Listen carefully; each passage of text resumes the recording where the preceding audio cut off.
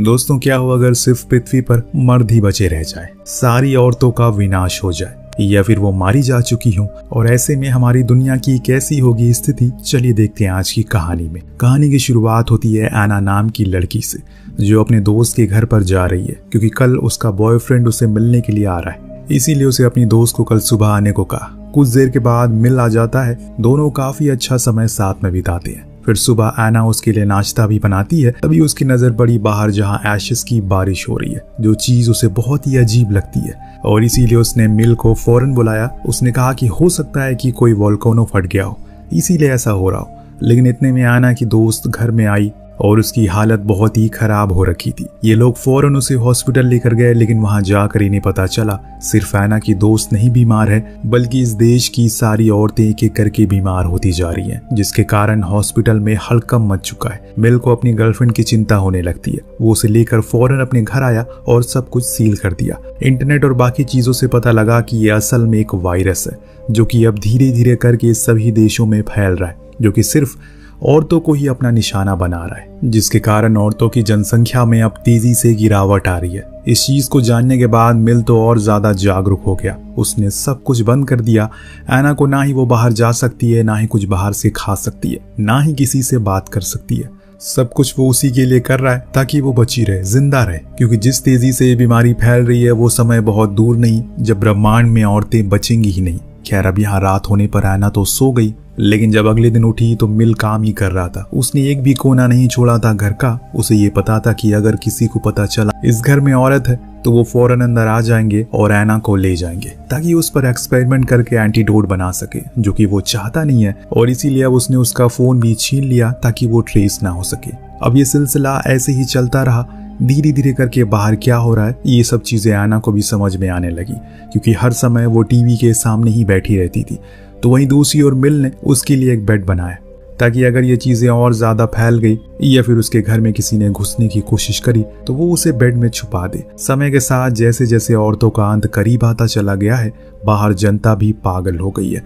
उन्होंने सब कुछ तोड़ना फोड़ना शुरू कर दिया है, चीजें जलाने लगे हैं। उनके मन में आक्रोश था, अगर सरकार ने कुछ तरीका नहीं निकाला तो ऐसे ही पूरी दुनिया में सिर्फ मर्द ही बचे रह जाएंगे। इस बीच एना ने एक फेक आईडी बनाई ताकि वो लोगों से बात कर सके, जो कोई भी बाहर है।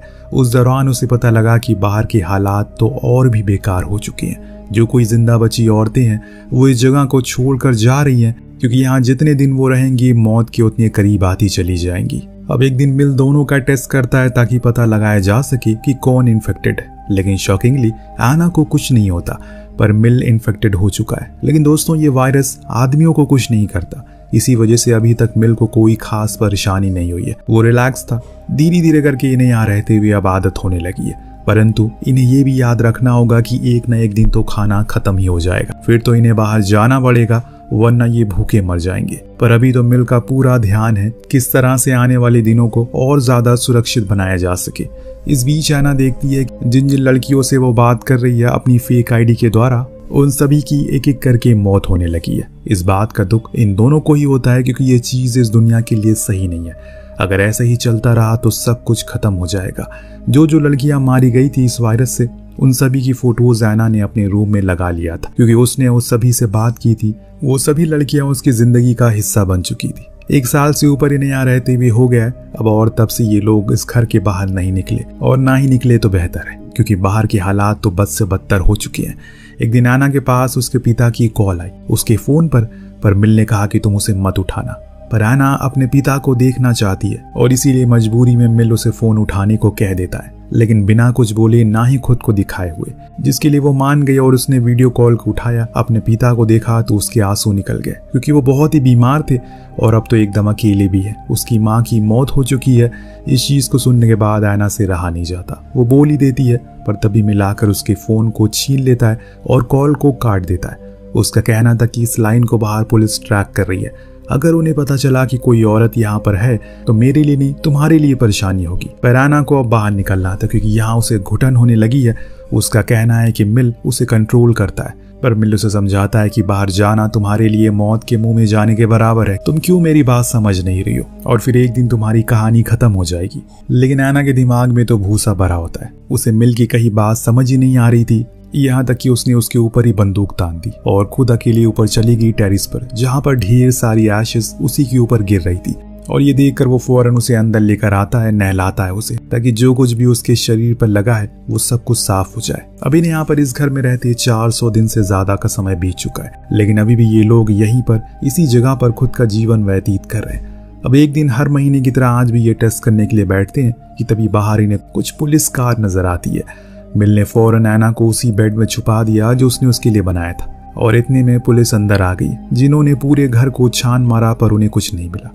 लेकिन हाँ, वो पूरी तरह से श्योर थे कि यहाँ पर कोई लड़की है, लेकिन कुछ ना मिलने पर वो खुद ही वापस चले गए। लेकिन एक पुलिस वाला था जो जाते जाते मिल से कहता है, मुझे पता है कि यहाँ पर तुम्हारी गर्लफ्रेंड रहती है, क्योंकि तुम्हारे टेबल पर एक नहीं बल्कि 2 किट रखी थी। लेकिन घबराओ मत, मैं किसी को ये नहीं बताऊंगा, इसीलिए जब तक वो जिंदा है तब तक उसके साथ रहना। उसकी ये बात मिल के दिल को लग जाती है कि जब तक वो जिंदा है तब तक उसके साथ ही रहना। आज के समय पर हर किसी को पता है कि अगर कोई औरत है तो वो ज्यादा दिन जिंदा नहीं रह पाएगी, पर मिल इस चीज को बदलना चाहता है। वो अपनी गर्लफ्रेंड को मरने नहीं देगा और इसीलिए उसने फैसला किया कि अब वो यहाँ पर नहीं रहेगा बल्कि कहीं दूर चला जाएगा। इसीलिए दोनों ने पैकिंग करना शुरू की और निकल पड़े एक अनजान सफर के लिए, जिसकी मंजिल क्या है ये ना ही उन्हें पता है और ना ही हमें।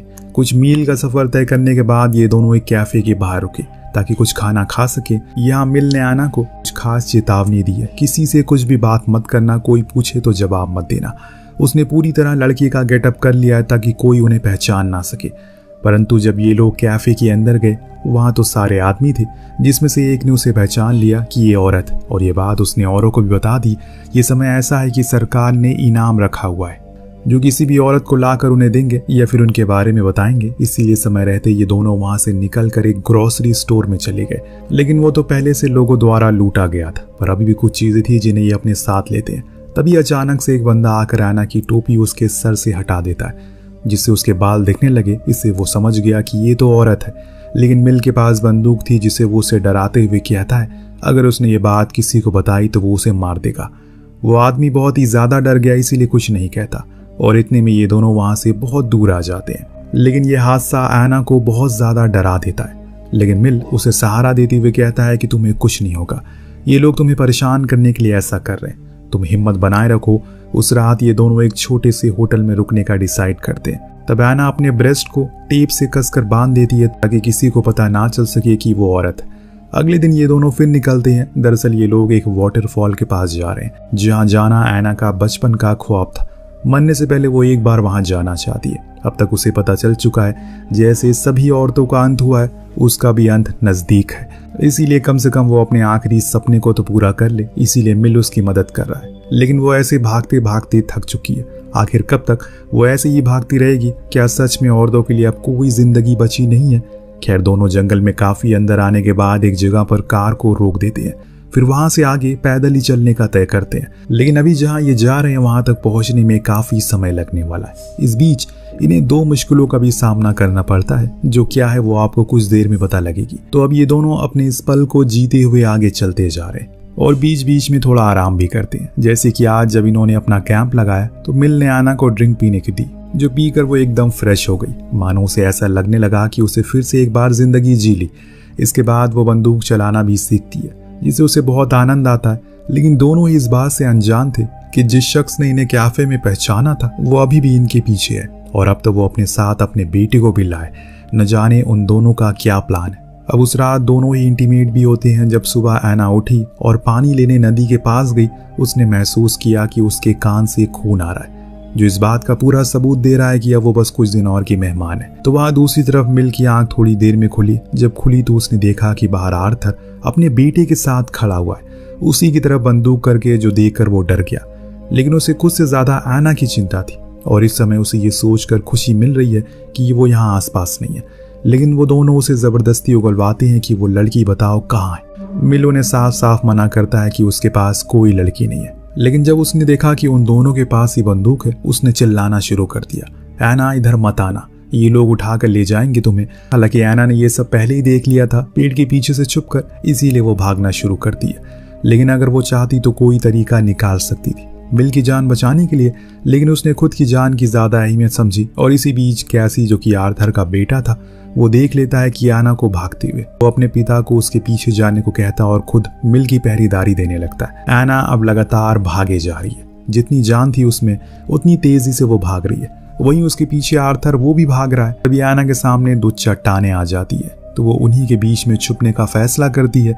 लेकिन अब उसकी हालत बहुत खराब हो चुकी है। खून लगातार गिरता जा रहा है कान से, जिसके कारण उसी दर्द में वो बेहोश हो जाती है। इधर आर्थर ने बहुत कोशिश की वो उसे ढूंढे, लेकिन वो उसे कहीं भी दिखाई दे ही नहीं रही है। इसीलिए अंधेरा होने से पहले वो वापस आ गया मिल के पास, जिसे इन लोगों ने पेड़ से बांध कर रखा था। इस दौरान आर्थर मिल से बताता है कि वो ये जानकर शौक में था कि तुमने अपनी गर्लफ्रेंड को इतने सालों से वायरस से बचाया है। अब तो 2 साल से ऊपर हो गए इस वायरस को फैले हुए, पर तुमने ये कैसे करा? मैंने तो अपनी पत्नी को बेसमेंट में छुपाया था, परंतु पुलिस को पता चल गया और वो लोग उसे ले गए वहां से। लेकिन तुम घबराओ मत, मैं कोई राक्षस नहीं हूँ। मैं तो बस इतना चाहता हूँ मेरा बेटा तुम्हारी गर्लफ्रेंड के साथ संबंध बनाए, जिससे कि फिर से एक बारी हमारी आबादी बढ़ सके। ये दुनिया, इसमें हम दोनों भी उसकी मदद करेंगे। उसकी ये बातें मिल का खून खौला देती है, पर हाथ पैर बंधे होने के कारण वो कुछ कर नहीं पा रहा था। रात काफी हो जाती है, इसीलिए आर्थर सोने के लिए चला गया और कैसी वहीं पहरा देने के लिए खड़ा रहा। तब उसने देखा कि एक औरत उसके करीब आ रही है। उसने कुछ भी नहीं पहना है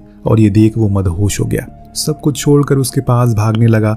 दरअसल ये एना थी जो जानबूझकर इस हाल में आई थी, क्योंकि जैसे ही वो करीब आता है वो उसके सर पर पत्थर से हमला करके उसे बेहोश कर देती है और फौरन मिल की रस्सियों को खोल देती है। पर आर्थर की नींद इस हलचल से खुल गई। वो कैंप से बाहर आने की कोशिश करता है, लेकिन समय रहते ही उस पर कई बार गोलियां चलाता है, जिसमें कि वो मारा गया।